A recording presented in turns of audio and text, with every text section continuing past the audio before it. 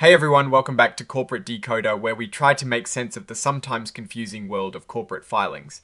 And let me tell you, this latest one from MacKenzie Realty Capital is quite a ride, especially when it comes to their properties and how they're handling their money. Now, MacKenzie Realty Capital is a real estate investment company. They buy and manage properties and sometimes invest in other real estate related companies. They've been around for a little while, aiming to make money from rent and by increasing the value of their properties over time. They also want to stay in a tax-friendly status called a REIT, which means they have to pay out most of their profits as dividends to shareholders. The first thing that jumps out at you when you read this filing is how much they're focused on risks. And honestly, there are a lot of them. They're talking about how real estate itself is risky, and that is just the beginning. Things like economic downturns, trouble collecting rent from tenants, and even the possibility of environmental issues on their properties can really hurt them. They also admit that their investments in things like private companies and non-traded REITs are pretty speculative, meaning there is a good chance they could lose money on those. Warren Buffett always says, rule number 1 is don't lose money, and rule number 2 is don't forget rule number 1. MacKenzie Realty Capital seems to know this, but they're in a business that inherently has risks. They're heavily invested in real estate, and as they point out, many things that affect real estate are totally beyond their control. Think about the economy, or what people want in a neighborhood, or even natural disasters. These can all directly impact how much money they make from their properties and how much those properties are worth. Now let's dive into the numbers. As of the 30th of June 2025, MacKenzie Realty Capital had total assets of over $235 million. This includes their real estate, which is the biggest chunk of it, about $224 million. Their liabilities, meaning what they owe to others, are around $142 million. This leaves them with equity, which is basically what is left over, of about $93 million. Looking at their liabilities, a big chunk of that is mortgage debt, over $120 million. This means they owe a lot of money on the properties they own. It is common for real estate companies to use debt to buy properties, but it is a double-edged sword. It can amplify returns when things go well, but also magnify losses when they don't. When we look at their results for the year ending the 30th of June 2025, things weren't great. They reported a net loss of almost $27.4 million.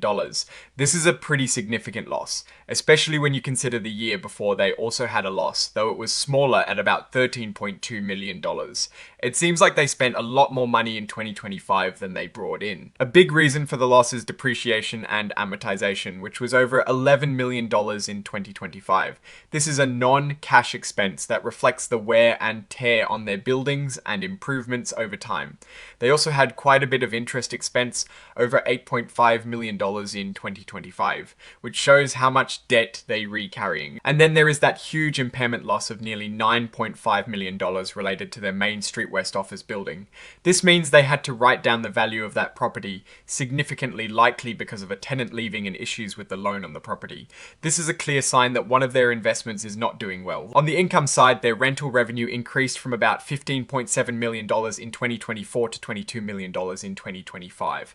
This is good news, showing that their properties are bringing in more money. Part of this increase is due to buying a new building and getting a nice chunk of money from a tenant leaving early, which is a bit unusual but helped their income for the year. However, their investment income, which comes from things like dividends and distributions from other companies they invest in, dropped sharply from about $850,000 in 2024 to just $74,000 in 2025.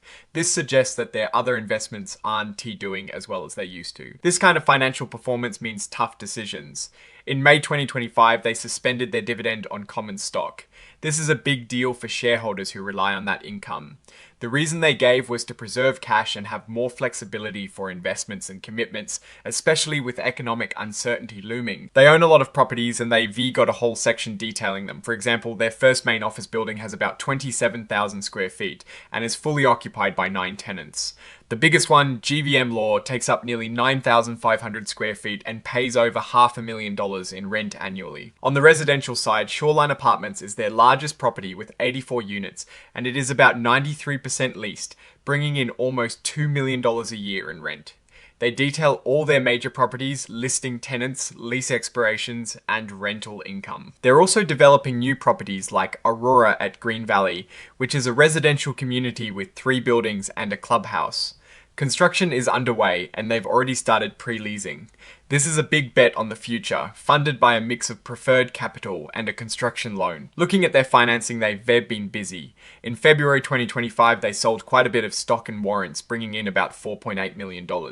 They also have a revolving line of credit and various mortgage loans across their properties, showing they're reusing debt to finance their operations and acquisitions. Now, you might be wondering how credible these numbers are. They've got a report from Baker Tilly US LLP, their accounting firm. They've given the financial statements a clean bill of health, saying they present fairly what the company owns and owes. But they did highlight two critical audit matters: how they valued newly acquired properties and how they handle impairment losses. This means these areas involved a lot of judgment and complex calculations by both the company and the auditors. When they buy a property, they have to figure out how to divide up the price they paid among the land, the building, any intangible assets like existing leases, and the debts they take on. This involves a lot of assumptions about future rents, expenses, and market conditions, kind of like estimating the value of a house based on comps and potential renovations. And remember that almost $9.5 million impairment loss on the Main Street West office building. They had to write down its value because a major tenant left and the loan on the property had problems. This is a real world consequence of issues within their portfolio. A lot of their investments are not actively traded on a stock market, meaning it is hard to know their exact worth. They group these into level 1, level 2, and level 3 categories. Level 3 investments are the trickiest because they don't have quoted prices, so management has to make educated guesses based on a lot of factors. This is where a lot of the subjectivity and potential for error comes in. So, what is the overall picture here? MacKenzie Realty Capital is in a tough spot. They've taken on a lot of debt, and their recent financial results show a significant loss, largely due to an impairment on one of their properties and the general costs of doing business in real estate. While they are increasing rental income, which is a positive sign, their investment income is way down, and they had to suspend their common stock dividend. They are trying to grow by developing new properties and acquiring others, but this requires taking on even more debt and financial commitments. The fact that auditors flag purchase price allocations and impairment losses as critical audit matters tells us these are areas where the numbers could be significantly impacted by management's judgments and assumptions. It is a bit of a gamble right now. They're betting on real estate appreciation and rental growth to overcome these challenges. The success of new developments like Aurora at Green Valley and Blue Ridge will be crucial. But with high interest rates and economic uncertainty, the real estate market is a minefield. They are navigating a very competitive landscape, and their reliance on debt financing combined with the need to distribute profits as a REIT creates a delicate balancing act. Overall, MacKenzie Realty Capital is facing significant headwinds. They have a strong portfolio of properties, but the heavy debt load and recent losses are concerning. Investors should watch closely how they manage their debt, execute on their development projects, and navigate the rocky economic terrain. It is a high-stakes game in the real estate world, and only time will tell if their strategy pays off. Alright, that is our breakdown of MacKenzie Realty Capital's latest filing. What is your take on these numbers and what they signal for the company's future? Drop your thoughts in the comments if this analysis was valuable. Hitting that like button really helps. And subscribe for more deep dives. Don't forget to check out our Discord in the description. It is a great place to connect and discuss these filings further. Thanks for watching. See you next time.